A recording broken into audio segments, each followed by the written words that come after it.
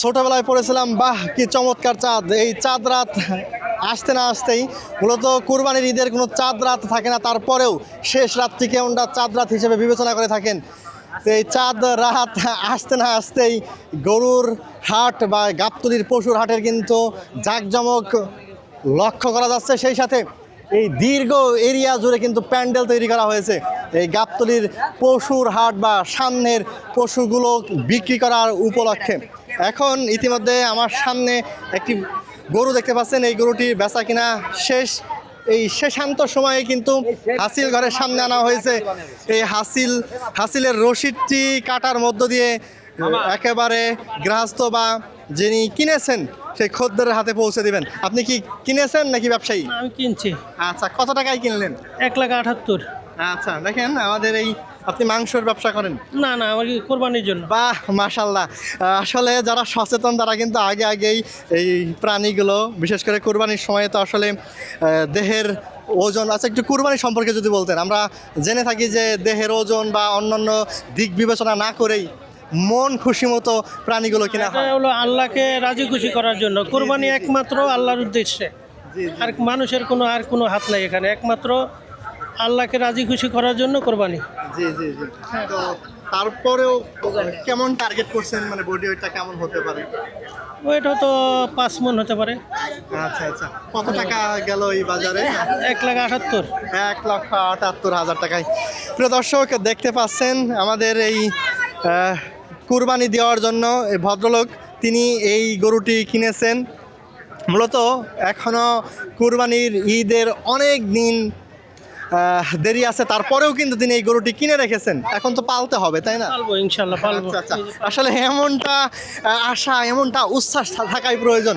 উনি এই গরুটি কেনার পরবর্তীতে বাড়িতে নিয়ে পালবেন, বাসায় নিয়ে পেলেই কিন্তু এই যে আদর যত্নে রাখার পরবর্তীতে এই 1-1.5 সপ্তাহ পরবর্তীতে এই কুরবানিতে যখন এই পশুটি কুরবানি করবেন, তখন নিজের যে আলাদা একটা ভাবাবেগ প্রকাশ পাবে, তা কিন্তু আগের রাতের পশু কেনার মধ্য দিয়ে ওই ভাবাবেগটি প্রকাশ পায় না। এখন হাসিল ঘরের সামনে আছেন, এই যেই আমার সামনে থাকা গরুটি দেখতে পাচ্ছেন, খুবই উত্তেজিত।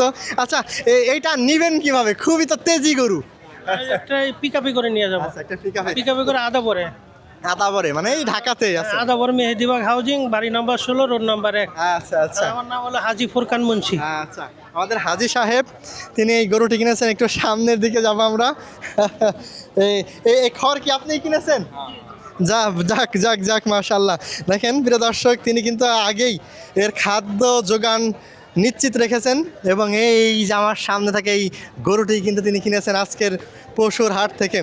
যদিও এখন যে বড় ধরনের পশুর জমজমাট হাট তা বসে সারেনি, তারপরেও কিন্তু এই যে কয়েকটা দিন তিনি পালবেন, এই পালার মধ্য দিয়ে এই পশুটি কুরবানির উপলক্ষে তার যে একটা ভাবাবেগ প্রকাশ পাবে, মনের আশা ব্যঞ্জনা দিয়ে তিনি এটা কুরবানি দিবেন, সেই উপলক্ষেই পশুটি কিনেছেন। আমি একটু কাছে যাই, দেখেন খুবই শান্তশিষ্ট মনোভাব প্রকাশ করলেও ও কিন্তু খুবই তেজি। সামনে ভিড় জমেছেন ওনারা কিন্তু আসলে। জি, আপনার কাছে কেমন লাগছে? না, আচ্ছা, আপনার সামনে ভালোই লাগছে। প্রিয় দর্শক, এখানে কিন্তু অনেক ব্যক্তিবর্গ ভিড় জমিয়েছেন। কেমন লাগছে আপনাদের কাছে? আপনার কাছে কেমন লাগছে? খুব ভালো লাগতেছে। খুব ভালো লাগতেছে। ভাই, কেমন লাগতেছে? জি আলহামদুলিল্লাহ, খুবই ভালো লাগতেছে। সামনের সময় কেমন পশু উঠতে পারে বলে আপনি আশাবাদ প্রকাশ করছেন? সামনে এটা তো বলা যাচ্ছে না, দেখা যায় মানে সিচুয়েশন বুঝে আর কি হবে, বলা যাচ্ছে না এখন কি হবে। তবে আশা করা যায় যে ভালো হবে ইনশাল্লাহ। একটা ভিডিও কইরা আমার একটা গরু কমিলা দেন। আচ্ছা, ভাই, ঝড় বৃষ্টির পরিবেশ, এর মধ্য দিয়ে আবহাওয়া ভালো যাচ্ছে না। সামনের গরুর হাটটা কেমন যেতে পারে? এখনো তো অনেক দিন সময় আছে, আশা করি দেখা যাক কি হয়, কেবল ওটা শুরু হয়েছে। আচ্ছা, কি ভালো লাগতেছে? ইনশাআল্লাহ। আচ্ছা, কেমন লাগতেছে আপনাদের কাছে? আলহামদুলিল্লাহ ভালো। আচ্ছা, অনেকেই আসছেন দূর দূরান্ত থেকে এই গরু ছাগলের হাটটি দেখার পাশাপাশি যারা কিনছেন তাদের এই কেনা গরুগুলো দেখছেন। ইতিমধ্যে আমাদের পাশ দিয়ে একটা মহিষ গেল, মহিষটি বিক্রি হয়েছে, সেই সাথে এই গরুটি কিন্তু বিক্রি হয়েছে। আমরা এই হাসিল ঘরের সামনে দেখতে পাচ্ছি। প্রিয় দর্শক, কার কেমন লাগলো, কে কোথা থেকে বলছিলেন জানাবেন। আল্লাহ হাফিজ।